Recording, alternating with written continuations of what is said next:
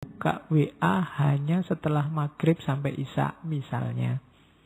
Saya buka WA hanya kalau mau tidur Pak misalnya.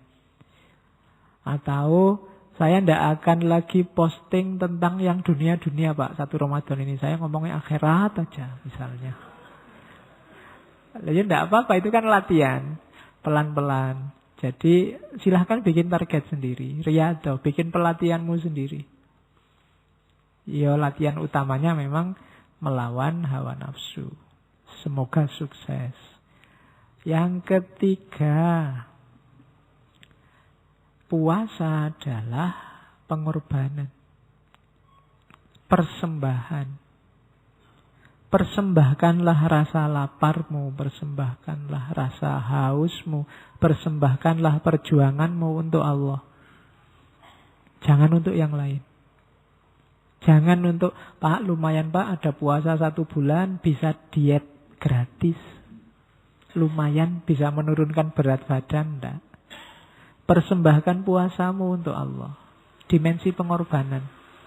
Semua ibadah itu persembahkan untuk Allah. Bahkan kalau kamu sholat kan ada yang di doa iftitah itu kan inna sholati wa nusuki. Sholatmu, ibadahmu, bahkan hidupmu dan matimu persembahkan untuk Allah. Kalau dipersembahkan untuk Allah kan nggak boleh sembarangan. Masa dipersembahkan untuk Allah ngasih yang tidak berkualitas kan malu. Wong kamu ngasih hadiah dosenmu, ngasih oleh-oleh tetanggamu aja nyari yang pantas. Apalagi untuk Allah. Jadi yang ketiga pengorbanan, persembahan. Jadi membahas puasa itu perhatikan konteksnya. Ada konteks kepatuhan, ada konteks pelatihan, ada konteks pengorbanan. Yang keempat ada konteks penyucian.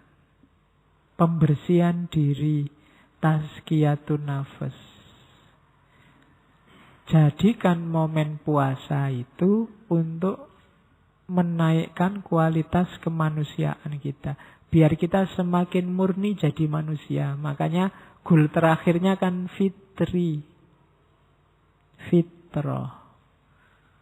Jadi harusnya besok hari terakhir puasa kita jadi orang yang cerah.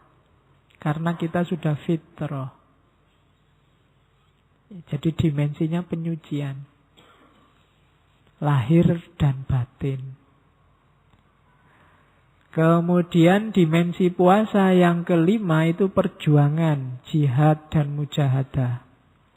Contoh mujahadah, jihadun nafas yang paling kelihatan itu puasa. Di situ kita berperang. Perang paling besar. Karena Nabi bilang, habis perang Badar Nabi bilang, kita kembali dari perang kecil menuju perang besar. Perang besar apa? Mengalahkan diri sendiri. Antara lain lewat puasa. Terus yang keenam, keikhlasan. Satu-satunya puasa yang dimensinya ikhlas, karena yang hanya Allah yang tahu itu puasa, satu-satunya ibadah. Yang ikhlasnya bisa murni tanpa terkontaminasi hal-hal lain itu puasa. Kalau orang sudah lillahi ta'ala puasa, mungkin tidak ada orang tahu. Kalau sholat kelihatan, kusuk tidak kusuk kelihatan. Tapi kalau puasa tidak kelihatan. Seperti dijelaskan di depan. Terus yang terakhir baru puasa itu bisa masuk ke level hikmah dan iktibar. Kalau ada orang bahas puasa dari segi kesehatan, itu level hikmah dan iktibar. Puasa dari segi harmoni sosial, itu level hikmah dan iktibar. Dari puasa kita bisa mengambil pelajaran apa? Itu hikmah dan iktibar. Dari puasa kita peka secara sosial. Itu hikmah dan iktibar. Level terakhir dari puasa. Jadi ternyata puasa konteksnya banyak. Dimensinya banyak. Otomatis manfaat dan dampaknya juga banyak. Itu cerdasnya seorang Ghazali. Kalau kita mikir sendiri mungkin tidak nyampe ke sini. Kita kan ngertinya cuma pokoknya puasa itu menahan lapar, haus, dan hubungan seksual. Itu tok. Di luar itu tidak nyampe. Pokoknya itu. Sama khataman Al-Quran. Itu pun nggak sukses-sukses. Terus baru nanti kita ketemu klasifikasi puasa yang sangat terkenal dari Ghazali. Ada awam, ada khawas, ada khawasul khawas, ada awam, ada khusus, ada khususul khusus. Ada biasa, ada khusus, ada istimewa, dan ada super. Itu kalau pakai istilahnya martabak. Ya, martabak itu kan ada martabak biasa, ada istimewa, ada super. Yang satu telurnya satu, yang satu telurnya dua, yang terakhir telurnya 3. 4 kelihatannya, saya lupa satunya apa.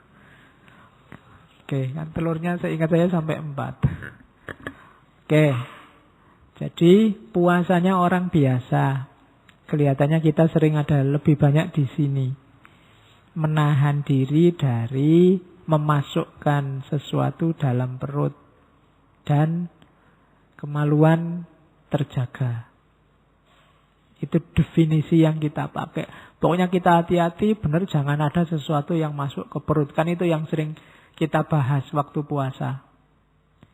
Pak, kalau nelan ludah batal enggak? Pak, kalau saya dulu apa? Kentut di air batal enggak? Pak, kalau itu jadi kita sing dipikir itu pokoknya apa yang masuk ke mulut sama itu dok. Itu puasanya orang awam. Pak, harus hubungan suami istri enggak, Pak? Kalau enggak berhubungan mimpi batal enggak, Pak? Pak, harus selalu begitu yang kita bahas. Dimensi fisiknya. Ya enggak salah. Cuma masa levelnya masih ini gitu loh. Itu kalau arah SD dan TK yang bahas ini. Pak, kalau sikat gigi batal enggak? Kan itu. Kamu kan selalu ribut di situ. Sikat gigi ya enggak batal. Kalau kumur-kumur terus ditelan itu batal. Ya kan? Pak, kalau nangis batal enggak? Kan ada yang saya sering ditanya gitu zaman dulu waktu kecil. Nangis batal enggak? Ya, nangis enggak batal. Kalau nangis terus air matanya diwadahi terus diminum batal. Ya kan? Oke. Kalau marah-marah batal enggak? Ya, kalau marah-marah terus kamu mecah botol terus isinya kamu minum ya batal. Kalau fisik gampang, rumusnya gampang kalau fisik. Cuma kita biasanya ini. Tapi yo ini gerbangnya, jangan disepelekan. Cuma jangan berhenti di sini, itu maksudnya Ghazali. Diawali dari sini, mencegah perut dan kemaluan. Pak, kalau sudah imsak masih boleh makan nggak, Pak? Gitu. Boleh. Kalau sudah subuh, Pak, saya sudah terlanjur subuh belum minum, Pak. Boleh nggak minum? Nah, itu kan. Terus kamu bingung, boleh nggak ya? Tapi kalau nggak minum nanti haus sampai siang. Salahmu dewe, tangine telat. Jadi fikih itu jelas, eksak, ukurannya gampang, mudah dideteksi. Jadi puasa cuma jangan dititik beratkan di sini. Hanya saja memang orang-orang tertentu yang belum nyampe mengawali puasa itu dari sini. Kekurangannya puasa ini ya hanya dapat lapar dan haus.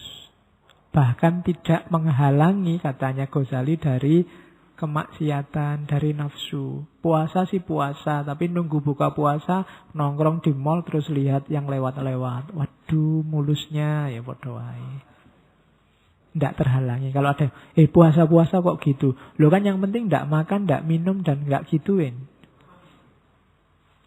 Nah, ya sah puasamu, cuma ini levelnya awam. Tidak dapat manfaat dari puasa. Puasa sih puasa, tapi nanti lihat TV mulai pagi sampai sore. Kan nggak dosa, Pak. Ya enggak, ya waktumu habis sia-sia. Tidak dapat manfaatnya puasa. Oke, puasanya sih puasa, tapi tiap hari depan HP, otek-otek HP, nggak pernah berhenti di situ. Kalau diingetin, Mas kok HP-an terus? Oh ini ngaji nih dianggap. Pura-puranya ngaji, padahal ya enggak.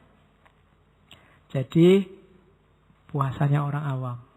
Kalau masih hanya memperhatikan mulut